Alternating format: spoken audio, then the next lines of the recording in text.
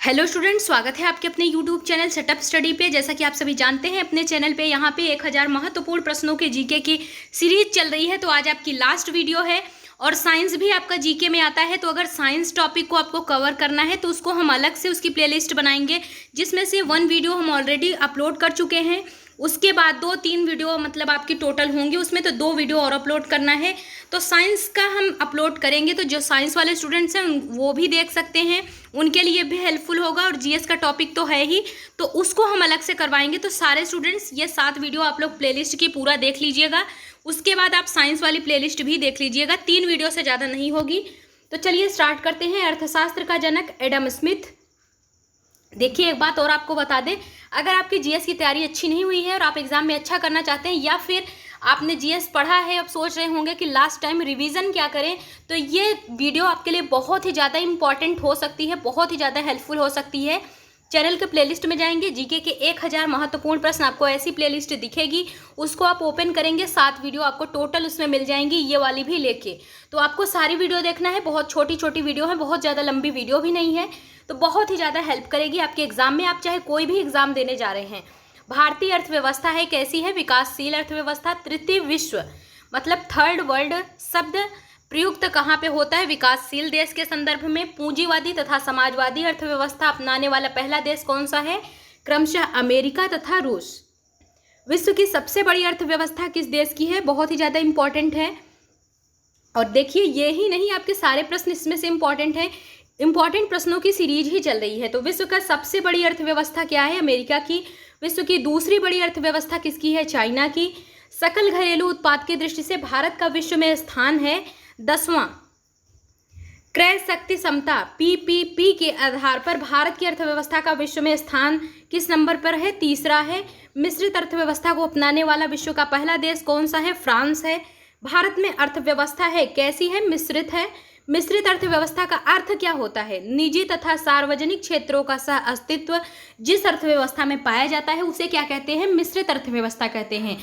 मिश्रित अर्थव्यवस्था का प्रारंभ कब हुआ था? 1948 में हुआ था। मानव विकास रिपोर्ट जारी करता है 1990 से। संयुक्त राष्ट्र विकास कार्यक्रम यूएनडीपी, ये मानव विकास सूचकांक एसडीआई का आकलन का आधार है। जीवन प्रत्याशा शिक्षा का। देखिए, ये जिसको ना समझ में आप लोग देख लीजिएगा। मिश्रित अर्थव्यवस्था प्रारंभ कब हुआ था? 1948 में हुआ था। और मानव विकास रिपोर्ट कौन जारी करता है? 1990 से। कौन जारी कर रहा है? संयुक्त राष्ट्र विकास कार्यक्रम, जिसे हम यूएनडीपी शॉर्ट में बोलते हैं। मानव विकास सूचकांक एचडीआई का आकलन का आधार क्या है? जीवन प्रत्याशा, शिक्षा का स्तर एवं प्रति व्यक्ति आय, इन तीनों को लेकर मानव विकास सूचकांक अपना आधार बनाता है। एचडीआर 2016 के अनुसार मानव विकास मामले में भारत का स्थान है 131वां, जो कि 188 देशों में ये स्थान है, मिला है किसको? भारत को। एचडीआर 2016 के अनुसार मानव विकास मामले में कौन सा स्थान है? 131वां स्थान है भारत देश का। मानव विकास रिपोर्ट 2016 के अनुसार मानव विकास मामले में प्रथम तथा अंतिम स्थान किसे प्राप्त है? नॉर्वे तथा मध्य अफ्रीकी गणराज्य को। भारत की पहली मानव विकास रिपोर्ट एसडीआर कब जारी की गई थी? अप्रैल 2002 में। मतलब भारत की जो पहली मानव विकास रिपोर्ट आपकी जारी की गई थी, कब की गई थी? अप्रैल महीने में 2002 में। भारत के मानव विकास रिपोर्ट को जारी कौन करता है? योजना आयोग। जो आप लोग जानते हैं, हमने आपको कई बार बताया है, योजना आयोग का नाम अब बदल गया है। अब क्या रख दिया गया है? नीति आयोग। और इसका अध्यक्ष कौन होता है? प्रधानमंत्री होता है। राज्य स्तरीय मानव विकास रिपोर्ट जारी करने वाला भारत का पहला राज्य कौन सा है? मध्य प्रदेश है। सर्वप्रथम राष्ट्रीय आय का आकलन किया गया कब? 1868 में दादा भाई नौरोजी के द्वारा। राष्ट्रीय आय समिति का गठन कब हुआ था? अगस्त 1949 में। राष्ट्रीय आय समिति ने अपनी पहली रिपोर्ट कब पेश की थी? 1951 में। राष्ट्रीय आय है क्या? एक प्रवाह, स्टॉक नहीं है। हिंदू वृद्धि दर संबंधित है किससे? राष्ट्रीय आय से। हिंदू वृद्धि दर के अवधारणा के प्रतिपादक कौन थे? प्रोफेसर राजकृष्ण। राष्ट्रीय आय के अनुमान का सबसे पहला सरकारी अनुमान दिया गया था, कब दिया गया था? 1948 से 1949 में।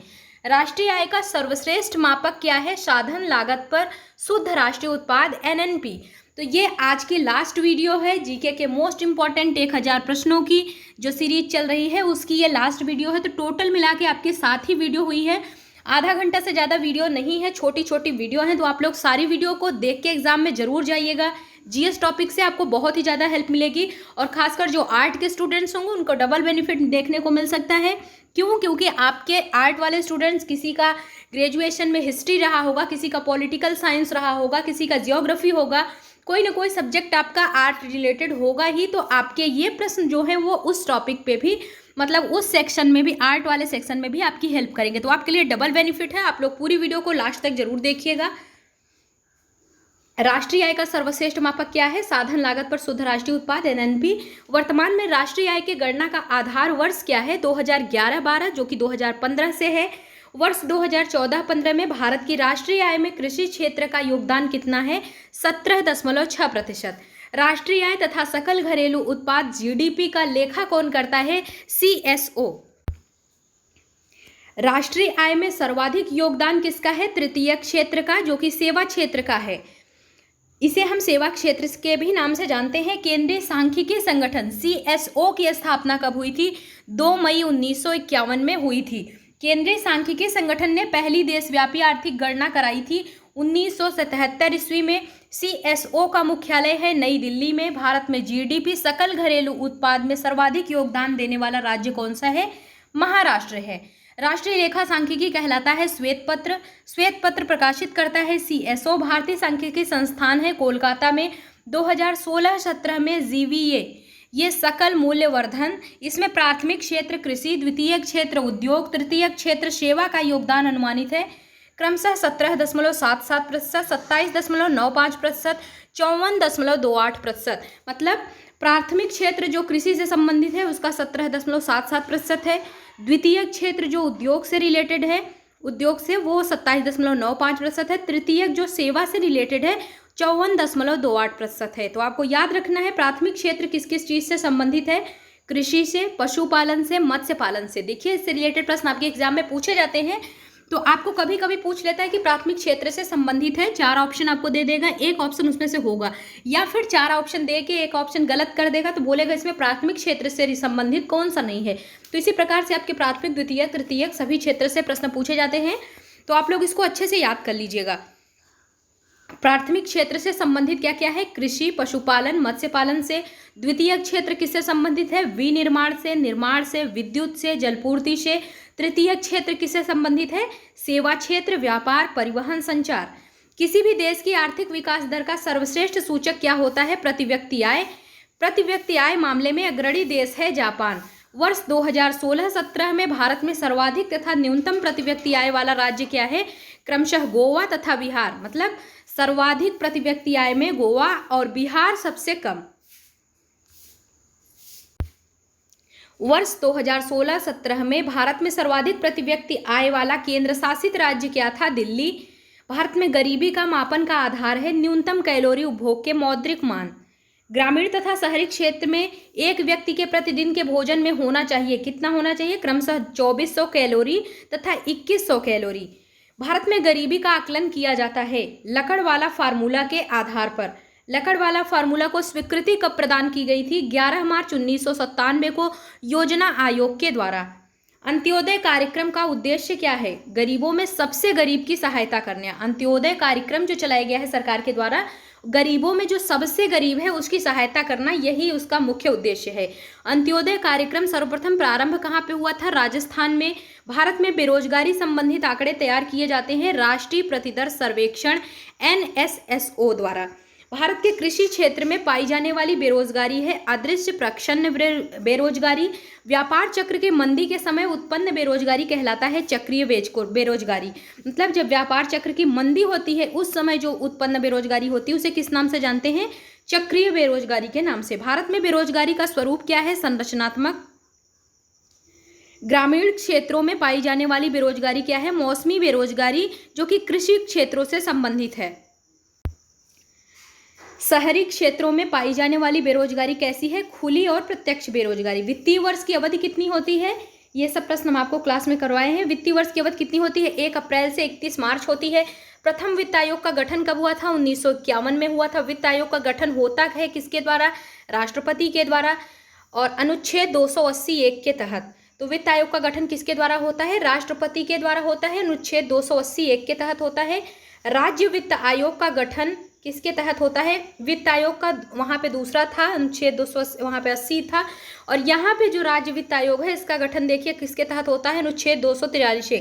तो देखिए यहाँ पे 280(1) के तहत वित्त आयोग का गठन होता है, राष्ट्रपति करता है। और राज्य वित्त आयोग अगर बात करें तो यहाँ पे 243(1) के तहत होता है, अनुच्छेद के। वित्त आयोग के प्रथम अध्यक्ष कौन थे? केसी नियोगी थे। वित्त आयोग के प्रथम अध्यक्ष की नियुक्ति किसके द्वारा हुई? राष्ट्रपति के द्वारा। वित्त आयोग का कार्यकाल कितना होता है? 5 वर्ष का होता है। वित्त आयोग में सदस्यों की संख्या कितनी होती है? 5 होती है, अध्यक्ष सहित। मतलब वित्त आयोग में जो सदस्य होते हैं उनकी संख्या 5 होती है, अध्यक्ष को मिलाकर। अध्यक्ष आप लोग जानते ही हैं। और 14वें वित्त आयोग का गठन कब हुआ था? 2013 में हुआ था। 14वें वित्त आयोग की अवधि कितनी थी? 2015 से 20। 14वें वित्त आयोग के अध्यक्ष कौन थे? YV रेड्डी थे। 15वें वित्त आयोग की अवधि कितनी थी? 2020 से 2025, जो कि अभी है। 15वें वित्त आयोग के अध्यक्ष कौन है? NK सिंह। वित्त आयोग का मुख्य कार्य क्या है? केंद्र तथा राज्य के बीच राजस्व का बंटवारा करना। जो वित्त आयोग, इतनी देर से आप वित्त आयोग सुन रहे हैं, तो इसका मुख्य कार्य होता क्या है कि जो केंद्र है और राज्य हैं, जितने भी राज्य हैं उनके बीच में राजस्व का बंटवारा करना मुख्य कार्य है इसका।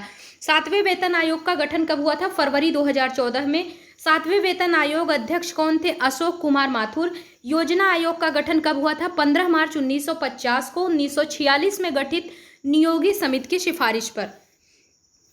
योजना आयोग का प्रस्ताव किसने दिया था? जॉन मथाई ने। आपको याद रखना है, योजना आयोग संस्था थी गैर संवैधानिक। योजना आयोग का अध्यक्ष होता था प्रधानमंत्री, अब भी होता है लेकिन अब नाम चेंज हो गया है, अब नीति आयोग कर दिया है। योजना आयोग का नाम क्या है? नीति आयोग है। योजना आयोग के प्रथम अध्यक्ष एवं उपाध्यक्ष कौन थे? क्रमशः पंडित जवाहरलाल नेहरू तथा गुलजारी लाल नंदा।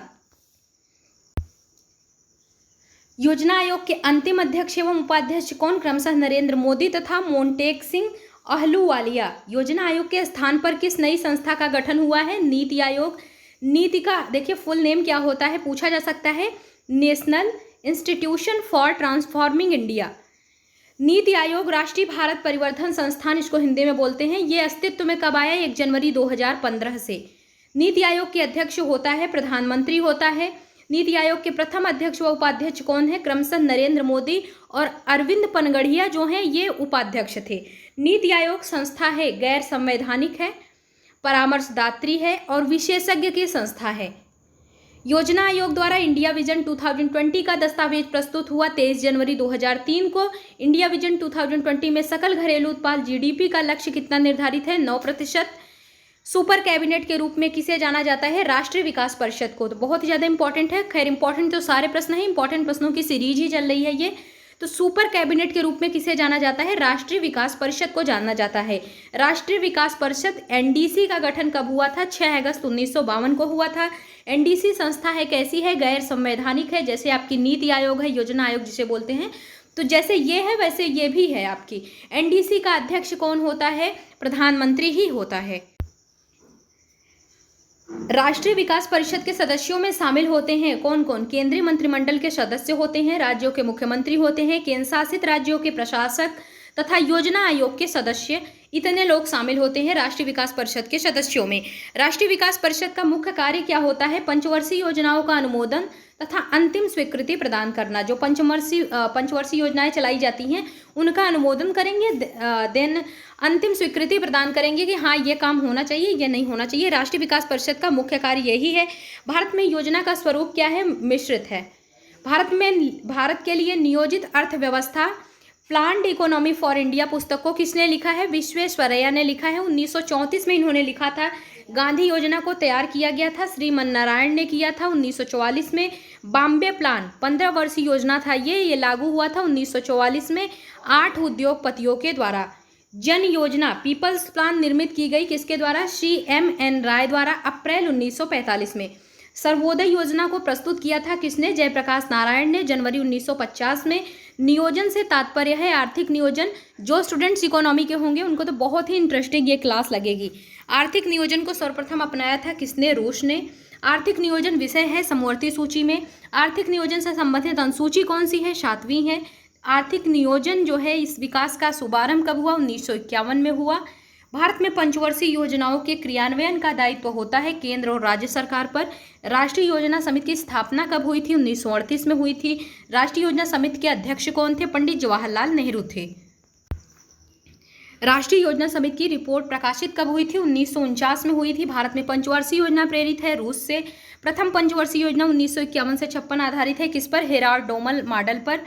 और प्रथम पंचवर्षीय में प्राथमिकता को मतलब किसको बल दिया गया है? तो कृषि को। प्रथम पंचवर्षीय योजना हमारी कृषि, क्योंकि भारत हमारा कृषि प्रधान देश है। द्वितीय पंचवर्षीय योजना 1956 से 61 तक चली थी और यह किस पर आधारित थी? पीसी महालनोबिस के मॉडल पर। द्वितीय पंचवर्षीय योजना में सर्वोच्च प्राथमिकता किसे दी गई थी? भारी एवं आधारभूत उद्योगों को। राउरकेला जो कि उड़ीसा में है, भिलाई छत्तीसगढ़ और दुर्गापुर जो कि पश्चिम बंगाल में, ये इस्पात कारखानों की स्थापना कब की गई? दूसरी योजना के काल में। पंडित जवाहरलाल नेहरू ने अधिक काम, अधिक उत्पादन और अधिक वितरण का नारा किसमें दिया? दूसरी पंचवर्षीय योजना में ही दिया। तृतीय पंचवर्षीय योजना आपकी हुई थी 1961 से 1966 में और ये किस पर आधारित थी? डोमर समृद्धि मॉडल पर। दूसरी किस पे थी? पीसी महालनोबिस पे। और तीसरी किस पे थी? डोमर समृद्धि मॉडल पर। तृतीय योजना में प्राथमिकता किसे दी गई? अर्थव्यवस्था को स्वावलंबी व स्फूर्त बनाने को। अब तक की सबसे असफल योजना कौन सी रही है? तृतीय वाली ही रही है। तृतीय योजना का विकास दर लक्ष्य एवं प्राप्ति दर लक्ष्य कितना था? 5.6%। ये विकास दर लक्ष्य था और प्राप्ति इन्होंने कितना किया? 2.8। मतलब सबसे बेकार, सबसे असफल योजना इसी को कहा जा सकता है, तृतीय वाले को ही। तृतीय पंचवर्षीय योजना की असफलता का कारण क्या था? भारत पाकिस्तान का युद्ध जो कि 1965 में हुआ था। भारत चीन युद्ध 1962 एवं भयंकर अकाल, ये आपका जो तृतीय पंचवर्षीय योजना असफल हुई थी, जो 2.8% ही योजना वो प्राप्त कर सके थे। यही कारण था कि भारत पाकिस्तान का युद्ध हो गया था 1965 में और भारत चीन का युद्ध हो गया 1962 में, भयंकर अकाल पड़ गया। इसी वजह से तृतीय पंचवर्षीय योजना असफल रही थी। 3 वार्षिक योजनाओं का काल क्या था? 1966 से 1969। 3 वार्षिक योजनाओं को संज्ञा दी जाती है योजना अवकाश की। 1966 से लेकर 1969 तक की योजना अवकाश दी जाती है। हरित क्रांति एवं बोकारो स्टील प्लांट 1968 में, इसकी शुरुआत किसके द्वारा की गई? योजना अवकाश में। चतुर्थ योजना का काल क्या था? 1969 से 1974। चतुर्थ पंचवर्षीय योजना 1969 से 74 की जो रूपरेखा तैयार की थी वो किसने की थी? DR गॉडगिल ने। गाडगिल योजना कहलाता है चतुर्थ योजना। चतुर्थ योजना का मुख्य उद्देश्य क्या है? स्थिरता के साथ विकास। 5वीं योजना का काल 1974 से 1979। 5वीं पंचवर्षीय योजना 1974 से 1979 जो हुई, उसकी रूपरेखा किसने तैयार की थी? DP थर ने की थी। तो आप लोग वीडियो को तो पूरा लास्ट तक देख ही लीजिए और रिवीजन के लिए आपको PDF मिल जाएगी। टेलीग्राम चैनल पर आप लोग जुड़ जाइए। तो 3 वीडियो की आपको PDF हम दे दिए हैं। 4 वीडियो आज आपकी लास्ट है, तो इन चारों का अभी आपको दे दिया जाएगा शाम तक। 5वीं योजना का मुख्य उद्देश्य क्या था? गरीबी का उन्मूलन एवं आत्मनिर्भरता। 1 वर्ष पूर्व में ही समाप्त योजना थी 5वीं पंचवर्षीय योजना। इंदिरा गांधी ने गरीबी हटाओ का नारा कब दिया था? 5वीं पंचवर्षीय योजना के काल में ही। 1974 में राष्ट्रीय न्यूनतम आवश्यकता कार्यक्रम NMNP लागू हुआ था 5वीं योजना में। अनवरत योजना, रोलिंग प्लान, ये इंपॉर्टेंट है, इंपॉर्टेंट तो खैर सभी हैं। तो अनवरत योजना जो रोलिंग प्लान है, इसका काल क्या था? 1978 से 80, 2 साल था। अनवरत योजना देन किसकी है? गुन्नार मिर्डल की। अनवरत योजना के प्रतिपादक कौन थे? रेगनर फ्रेश थे। अनवरत योजना किस पर आधारित थी? गांधीवादी मॉडल पर। नाबार्ड की स्थापना हुई थी 6ठी योजना काल में 1980 से 1985 में। राष्ट्रीय ग्रामीण रोजगार योजना प्रारंभ कब हुआ? 6ठी योजना काल में। 7वीं पंचवर्षीय योजना कब हुई? 1985 से 90 की। और इसकी रूपरेखा किसने तैयार की? रामकृष्ण हेंगर ने। इंदिरा आवास योजना ये कब शुरू हुई? 1985-86। तथा जवाहर रोजगार योजना कब शुरू हुई? 28 अप्रैल 1989। इनका प्रारंभ कब हुआ था? 7वीं योजना काल में। कब हुआ था? 7वीं योजना काल में। नेहरू रोजगार योजना ये अक्टूबर 1989 को प्रारंभ हुआ था। ये किसके काल में शुरू हुआ था? ये भी 7वीं योजना के काल में हुआ था। 8वीं पंचवर्षीय योजना कब हुई थी? 1992 से 97 के बीच हुई थी। इसकी रूपरेखा किसने तैयार की थी? प्रणब मुखर्जी ने। 8वीं योजना का मुख्य उद्देश्य क्या था? मानव संसाधन का विकास। अब तक की सर्वाधिक सफल योजना कौन सी रही है? 8वीं पंचवर्षीय योजना ही रही है। 8वीं योजना का विकास दर लक्ष्य एवं प्राप्ति दर लक्ष्य कितना था? क्रमशः 5.6% ये विकास दर लक्ष्य यहाँ पे लक्ष्य किया गया था और प्राप्ति कितनी हुई थी? 6.8, मतलब लक्ष्य से भी ज़्यादा की प्राप्ति हुई थी। इसीलिए ये सबसे सर्वाधिक सफल योजना कही जाती है। कौन सी? 8वीं पंचवर्षीय योजना। महिला समृद्धि योजना 2 अक्टूबर 1993 का प्रारंभ कहाँ हुआ था? 8वीं योजना के काल में ही हुआ था। प्रधानमंत्री रोजगार योजना 15 अगस्त 1993 को इसकी शुरुआत हुई थी। ये भी 8वीं योजना काल में ही हुआ था। 9वीं योजना 1997 से 2002 का है। मुख्य उद्देश्य इसका क्या था? सामाजिक न्याय और समानता के साथ आर्थिक समृद्धि। 10वीं योजना का काल था 2002 से 2007। अब तक की सबसे विकास दर वाली योजना कौन सी है? 10वीं योजना। 10वीं योजना का विकास दर लक्ष्य एवं प्राप्ति लक्ष्य कितना था? क्रमशः 8% तथा 7.6%। 11वीं योजना की अवधि कितनी है? 2007 से 2012। 11वीं पंचवर्षीय योजना का मुख्य लक्ष्य क्या था? आर्थिक समृद्धि दर को बढ़ाना। 12वीं योजना की अवधि कितनी है? 2012 से 2017। अंत्योदय अन्न योजना का आरंभ किया गया 25 दिसंबर 2000 ईस्वी को। देखिए, सारी योजनाएं इंपॉर्टेंट आपकी इसमें कवर हो जा रही हैं। तो हम आपको विश्वास दिलाते हैं, कोई भी इंपॉर्टेंट प्रश्न ऐसा नहीं होगा जो इस सीरीज में शामिल ना हो, लेकिन आप लोगों को एकदम रटा रहना चाहिए प्रश्न, तभी, नहीं तो आप गलत कर सकते हैं, तब हमारी जिम्मेदारी नहीं है। और आप लोग को हम भरोसा दिलाते हैं कि आप लोग पूरी वीडियो को लास्ट तक देखिए। एक वीडियो नहीं कह रहे हैं, इस सीरीज की सारी वीडियो देख लीजिए, 7 वीडियो, और आज की ये लास्ट है। उसके बाद साइंस की हम अलग से करवाएंगे, तो जीएस पोर्शन में वो भी आता है, जीएस के पार्ट में, तो आप लोग उस सीरीज को भी देख लीजिएगा। 3 वीडियो से ज़्यादा आपकी साइंस नहीं होगी, जो कि एक वीडियो पहले से ही अपलोडेड है, आप लोग देख सकते हैं। तो अन्नपूर्णा योजना आरंभ की गई 1 अप्रैल 2000 ईस्वी को। और ट्रिज्म योजना की शुरुआत हुई थी कब? 15 अगस्त 1979 को। 20 सूत्री कार्यक्रम की शुरुआत हुई 1974 से 75 में। राष्ट्रीय ग्रामीण रोजगार योजना एनआरईपी की शुरुआत कब हुई थी? 1980 में हुई थी। संपूर्ण ग्रामीण रोजगार योजना एसजीआरवाई का शुभारंभ हुआ था 25 सितंबर 2001 को। राष्ट्रीय ग्रामीण रोजगार गारंटी अधिनियम नरेगा की शुरुआत कब हुई? 2 फरवरी 2006 को। नरेगा का शुभारंभ कब हुआ? प्रधानमंत्री मनमोहन सिंह ने आंध्र प्रदेश के अनंतपुर जिले से किया। महात्मा गांधी राष्ट्रीय ग्रामीण रोजगार गारंटी अधिनियम मनरेगा प्रारंभ किया गया 2 अक्टूबर 2009 को। नरेगा की जगह, नरेगा के तहत न्यूनतम दैनिक मजदूरी कितनी है? 100 रुपये। भारत में 100 दिन की रोजगार गारंटी योजना की शुरुआत सर्वप्रथम कहाँ पे हुई? आंध्र प्रदेश में। सभी जिलों में 100 दिन की रोजगार गारंटी योजना लागू करने वाला प्रथम राज्य कौन था? बिहार। जवाहर ग्राम समृद्धि योजना का आरंभ कब हुआ था? 1 अप्रैल 1999 में। सर्व शिक्षा अभियान की शुरुआत कब हुई? 2000 से 2001 में। हरियाली योजना का शुभारंभ कब किया गया? 27 जनवरी 2003 को। कृषक बीमा आय योजना का प्रारंभ हुआ 2003 से 2004 में। स्वजलधारा कार्यक्रम की शुरुआत हुई थी दिसंबर 2002 में। प्रधानमंत्री ग्राम सड़क योजना प्रारंभ की गई थी दिसंबर 2000 को। प्रधानमंत्री ग्रामोदय योजना का प्रारंभ की गई 2000 से 2001 में। प्रधानमंत्री रोजगार सृजन कार्यक्रम का प्रारंभ किए गए 15 अगस्त 2008 में। देखिए, आप लोग इसमें बहुत सारी योजनाएं एक साथ हो जा रही हैं, तो कंफ्यूज मत होइएगा, आप लोग 1-2 बार देख सकते हैं इसको। और पीडीएफ आपको हम रिवीजन के लिए भेज देंगे, टेलीग्राम चैनल पे सेंड कर देंगे, तो आप लोग वहाँ पे देख लीजिएगा। शाम तक ही आपको पीडीएफ मिल पाएगी, अभी तो खैर समय नहीं है। राष्ट्रीय कृषि बीमा योजना लागू की गई 1999 से 2000 में। ग्रामीण क्षेत्रों में महिला एवं बाल विकास कार्य प्रारंभ हुआ था 1982 में। कपार्ट का गठन हुआ था 1 सितंबर 1986 को। मुख्यालय कहाँ पे है इसका? नई दिल्ली में है। उपभोक्ता की बचत का सिद्धांत किसने दिया था? अल्फ्रेड मार्शल ने। बंद अर्थव्यवस्था का अर्थ है आयात निर्यात बंद। न्यूनतम समर्थन मूल्य संबंधित है कृषि से। न्यूनतम समर्थन मूल्य लागू करने वाली संस्था है कृषि एवं लागत मूल्य आयोग CACP। भारत में सबसे पहले चकबंदी कानून लागू की गई 1920 में, जो कि बड़ौदा में। चकबंदी के 2 प्रकार कौन कौन से होते हैं? ऐच्छिक एवं अनिवार्य। ऐच्छिक चकबंदी की शुरुआत किसने की? कब हुई? 1921 में पंजाब में हुई। अनिवार्य चकबंदी की शुरुआत कब हुई थी? 1928 में मध्य प्रदेश से। देश में सर्वाधिक जोतों का प्रकार है सीमांत जोत। जोतों का आकार सबसे कम है केरल में। जोतों का आकार सर्वाधिक है राजस्थान में। भारत में कृषि वर्ष मनाया जाता है 1 अप्रैल से 31 मार्च को। रबी फसल बोई जाती है अक्टूबर नवंबर में। खरीफ फसल बोई जाती है जून जुलाई में। रबी फसल बोई जाती है गेहूं, जौ, चना, मटर, सरसों, मतलब ये सब आपकी रबी फसल हैं। गेहूं, जौ, चना, मटर, सरसों।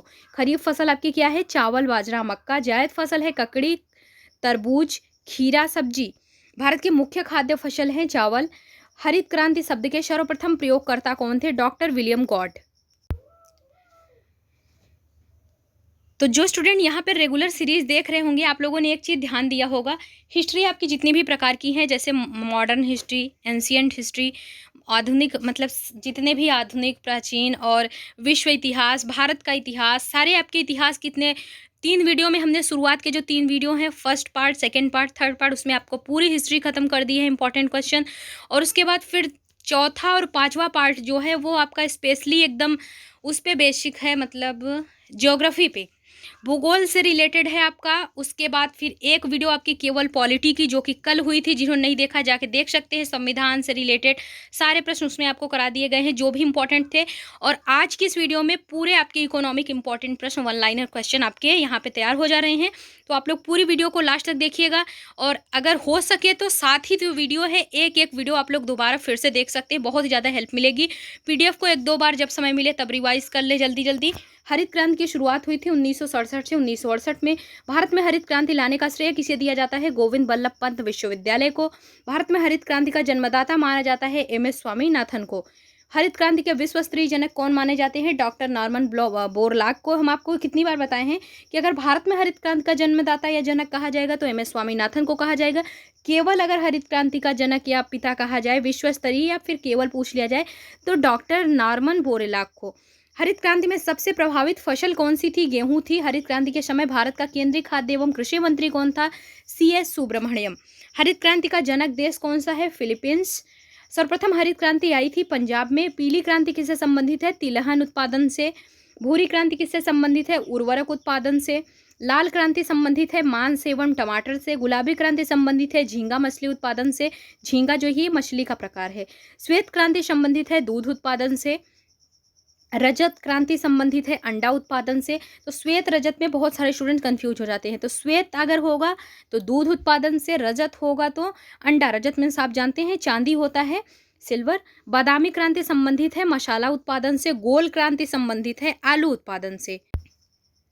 नीली क्रांति संबंधित है मत्स्य पालन से। कृष्ण क्रांति संबंधित है पेट्रोलियम से। ब्राउन क्रांति संबंधित है गैर परंपरागत ऊर्जा से। सुनहरी क्रांति संबंधित है फल उत्पादन से। सभी क्रांतियों का सम्मिलन है इंद्रधनुषी क्रांति। जो इंद्रधनुषी क्रांति है वो सभी क्रांतियों का सम्मिलन है। तो यहाँ पे जितने भी क्रांति से रिलेटेड इंपॉर्टेंट प्रश्न पूछे जाते हैं ये भी इसी वीडियो में करा दिए गए हैं, आप लोग देख ही पा रहे होंगे।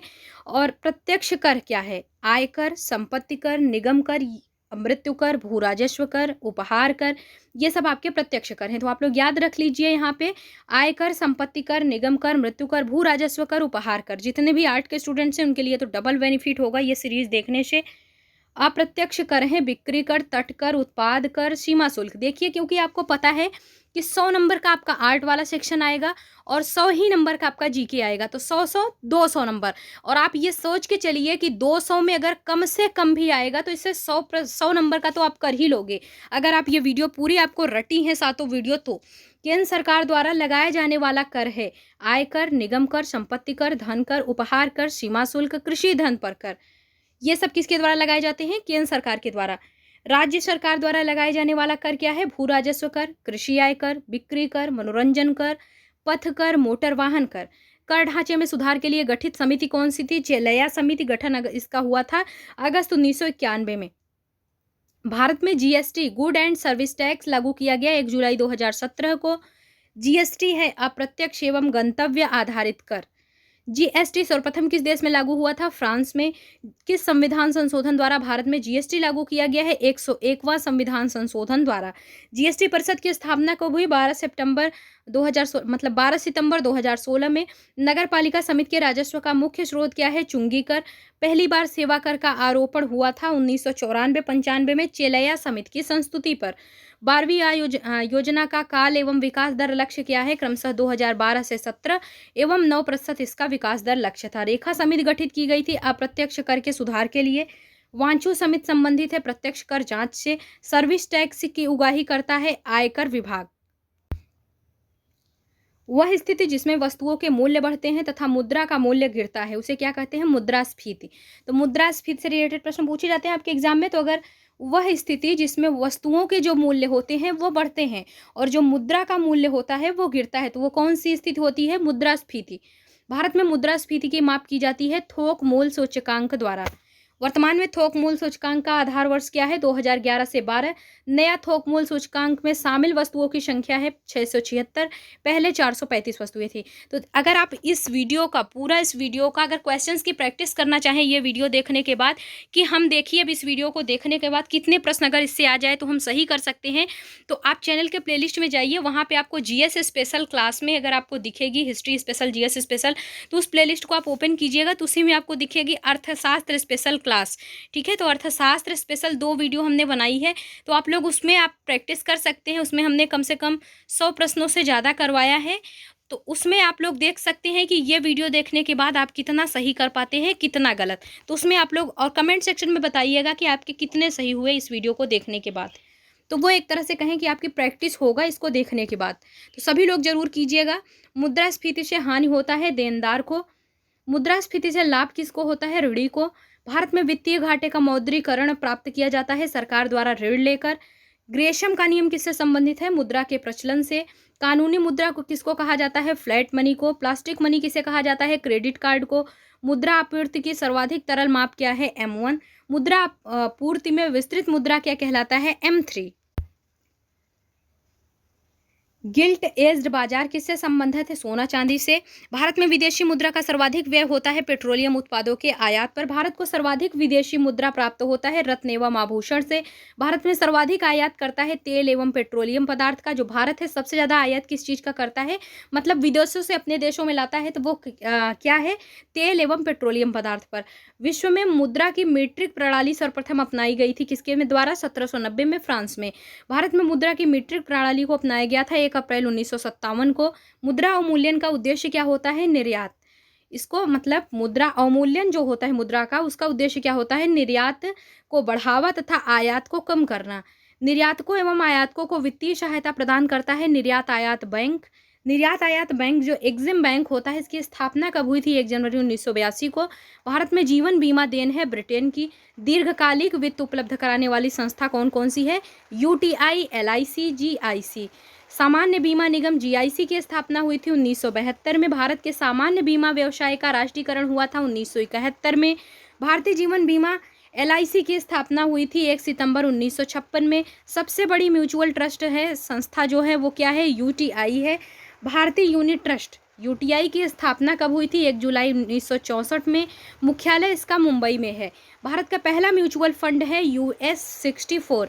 राष्ट्रीय कृषि एवं ग्रामीण विकास बैंक नाबार्ड की स्थापना कब हुई थी? 12 जुलाई 1982 को, शिवरामन समिति के रिपोर्ट पर। भारत का प्रतिभूत मुद्रणालय सिक्योरिटी प्रिंटिंग प्रेस तथा बैंक नोट प्रेस स्थित है कहाँ पे? क्रमशः नासिक में, हैदराबाद में, देवास में। भारत में सरकारी समितियों का ढांचा कैसा है? त्रिस्तरीय है। नकदी में प्राप्त मजदूरी कहलाती है मौद्रिक मजदूरी। पूंजी साधन का प्रतिफल होता है ब्याज। आर्थिक समृद्धि का अर्थ है उत्पादन में वृद्धि।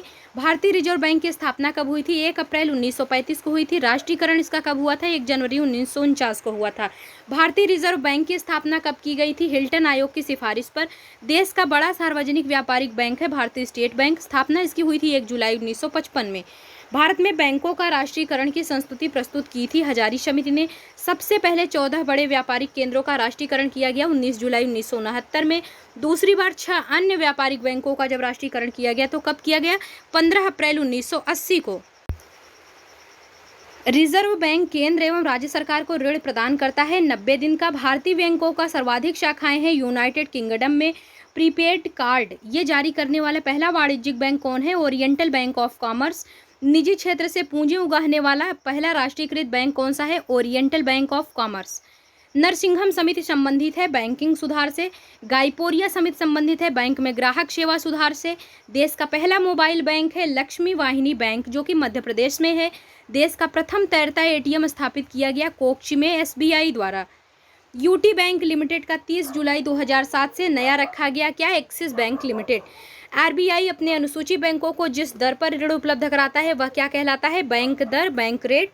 बैंक RBI द्वारा निर्धारित राशि को जब प्रतिभूत के रूप में अपने पास रखता है तो वह कहलाता है वैधानिक तरलता दर SLR। बैंक आरबीआई द्वारा निर्धारित राशि को जब नगद के रूप में आरबीआई के पास जमा करे तो वह क्या कहलाता है? नगद आरक्षण अनुपात, CRR। भारत में सहकारी बैंकों की शुरुआत कब हुई थी? 1904 में। मौद्रिक नीति की घोषणा भारतीय रिजर्व बैंक के द्वारा की जाती है प्रति 6 माह के लिए। भारतीय औद्योगिक विकास बैंक IDBI की स्थापना कब की गई? 1 फरवरी 1964 को। मानसून का जुआ किसे कहा जाता है? भारतीय बजट को। बजट पूर्व आर्थिक समीक्षा प्रस्तुत की थी केवल लोकसभा में। जो बजट पूर्व आर्थिक समीक्षा प्रस्तुत की जाती है वो कहाँ पे की जाती है? केवल लोकसभा में की जाती है। घाटे का बजट कहलाता है जब सरकारी आय व्यय से कम हो। जो सरकारी आय होता है जब व्यय करने से कम हो जाता है तो वो क्या कहलाता है? घाटे का बजट। बाजार के नियम के प्रतिपादन कौन थे? JB से। और सरकारिया आयोग का गठन किसने किया था? 1983 में संसद द्वारा गठन किया गया था। अर्थशास्त्र में निवेश का अर्थ क्या होता है? शेयरों की खरीदारी। भारत का पहला एवं सबसे पुराना बम्बई स्टॉक एक्सचेंज BSE की स्थापना कब हुई? 1875 ईस्वी में। दलाल स्ट्रीट स्थित है मुंबई में। राष्ट्रीय स्टॉक एक्सचेंज NSE की स्थापना हुई थी 1991 में फेरवानी समिति द्वारा। राष्ट्रीय स्टॉक एक्सचेंज का प्रमुख प्रवर्तक प्रमोटर कौन है? IDBI। राष्ट्रीय स्टॉक एक्सचेंज का मुख्यालय स्थित है दक्षिण मुंबई में, वर्ली में। निफ्टी मूल्य सूचकांक है NSE का। तेजड़िया, बुल एवं मंदड़िया शब्दावली संबंधित है शेयर बाजार से। ये सब हम आपको प्रश्न करवा चुके हैं क्लास में, तो हम आपको बार बार बोल रहे हैं कि इस क्लास को देखने के बाद आप जाएंगे चैनल के प्लेलिस्ट में, GS स्पेशल क्लासेस दिखेंगी, तो उसमें आपको देखिए थंबनेल में लगा होगा अर्थशास्त्र स्पेशल क्लास। तो उसकी 2 क्लास आपको अर्थशास्त्र की दी गई हैं, उसमें आपको प्रश्नों की प्रैक्टिस कराई गई है। तो आप लोगों को अगर ये वीडियो देखने के बाद क्वेश्चंस की प्रैक्टिस करना है कि हम इस वीडियो को देखने के बाद कितना सही कर सकते हैं, तो वो प्रैक्टिस आपके ही लिए है। और आप लोग उसमें कमेंट सेक्शन में कमेंट करके ज़रूर बताइएगा कि कितना आपका उसमें से सही हुआ। तो सभी लोग जाके क्वेश्चंस की प्रैक्टिस ज़रूर कीजिए। भारत में मान्यता प्राप्त स्टॉक एक्सचेंजों की संख्या कितनी है? जो मान्यता प्राप्त है तो 23 है। BSE का संवेदी सूचकांक का आधार वर्ष क्या है? 1978 से 1979। BSE का राष्ट्रीय सूचकांक का आधार वर्ष क्या है? 1983-84 ईस्वी। नॉस्डैक है अमेरिका का शेयर बाजार। अमेरिका के शेयर बाजार को हम किस नाम से जानते हैं? नॉस्डैक के नाम से। डो जोन्स ये शेयर सूचकांक कहाँ का है? न्यूयॉर्क स्टॉक एक्सचेंज का। जो न्यूयॉर्क स्टॉक एक्सचेंज है उसे हम किस नाम से जानते हैं? डी जोन्स के नाम से, डो जोन्स। भारत में शेयर बाजारों के लिए मुख्य नियंत्रक का कार्य कौन करता है? सेबी। मुख्यालय इसका मुंबई में है। भारतीय प्रतिभूति एवं विनिमय बोर्ड जो सेबी है उसकी स्थापना कब हुई थी? 12 अप्रैल 1988 में हुई थी SA दवे समिति की अनुशंसा पर। भारतीय खाद्य निगम जो FCI है इसकी स्थापना कब हुई थी? 1965 में हुई थी। खाद्य एवं कृषि संगठन जो FAO है इसकी स्थापना कब हुई? 10 अक्टूबर 1945 को इटली में। आर्थिक क्षेत्र में उदारीकरण के एक नए युग की शुरुआत हुई 1991 से। विश्वव्यापी आर्थिक मंदी आई थी 1929 में।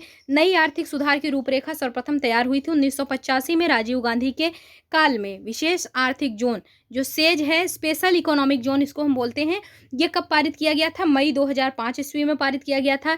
मीरा सेठ समिति संबंधित है हथकरघा से। सत्यम समिति संबंधित है वस्त्र नीति से। भारतीय लघु उद्योग विकास बैंक जो सिडबी है इसकी स्थापना हुई थी, कब हुई थी? अक्टूबर 1990 में। लघु उद्योगों में सुधार से संबंधित समिति कौन सी है? आबिद हुसैन समिति। स्वतंत्र भारत में प्रथम औद्योगिक नीति शुरू की गई 6 अप्रैल 1948 को। भारत का सबसे बड़ा उद्योग है सूती वस्त्र उद्योग। विश्व का सबसे बड़ा निर्यात उद्योग क्या है? पर्यटन है। भारत में सर्वप्रथम लौह इस्पात कारखाना स्थापित कहाँ पे हुआ था? 1907 में शांकजी जमशेदपुर में। देश में महारत्न तथा नवरत्न दर्जा प्राप्त कंपनियों की संख्या है क्रमशः 8 तथा 16। मतलब महारत्न कंपनियां कितनी है? 8 है। और नवरत्न दर्जा प्राप्त कंपनियां कितनी हैं? 16 हैं। कोर सेक्टर का अर्थ क्या है? चयनित आधारभूत उद्योग। कोर सेक्टर का उद्योग किसे कहा जाता है? सीमेंट को, लोहा को, इस्पात, पेट्रोलियम, भारी मशीनरी इत्यादि कोर सेक्टर के उद्योग के अंतर्गत आते हैं। NTPC की स्थापना हुई थी 1975 में। तेल एवं प्राकृतिक गैस आयोग ONGC की स्थापना कब हुई थी? 1956 में। पहला राज्य वित्त निगम स्थापित किया गया 1953 में पंजाब में। भारत में प्रथम जल विद्युत शक्ति गृह प्रारंभ किया गया था 1897 में दार्जिलिंग में। इलेक्ट्रॉनिक सामान की गुणवत्ता को प्रदर्शित करता है ISI मार्क। ISI प्रमाणन जारी की गई, कब की गई? 7 अप्रैल 2003 को।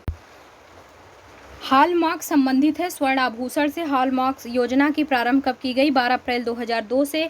इको मार्क प्रदान किया जाता है ऐसे उत्पाद पर जो पर्यावरण को हानि नहीं पहुंचाता है।